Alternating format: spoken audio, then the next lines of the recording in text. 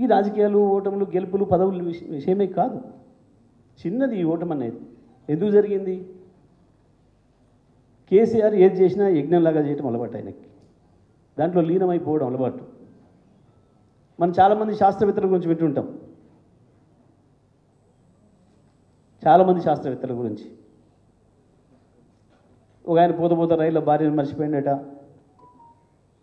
ఇంకొక ఆయన ఇంకోటి మర్చిపోయిందట, ఇల్లు మర్చిపోయిందట, దారి మర్చిపోయిందట. అంటే ఏంది? వాళ్ళు అనుకున్న దాంట్లో లీనమైపోవడం వల్ల వచ్చిన భౌతిక సమస్య అది. కేసీఆర్ కూడా బలహీనత ఉంది. తెలంగాణ రాష్ట్ర ఉద్యమం సందర్భంగా ఏది గుర్తులేదు ఆయనకు ప్రపంచంలో, తెలంగాణ అంశం తప్ప. రాష్ట్రం సాధించిన తర్వాత అభివృద్ధి యజ్ఞంలో లోపలికి పోయిండు, మర్చిపోయిండు. అప్పుడు తెలంగాణ పిచ్చిలో ఉన్నాడు అని అనుకుంటే తర్వాత అభివృద్ధి పిచ్చిలోకి పోయిండు.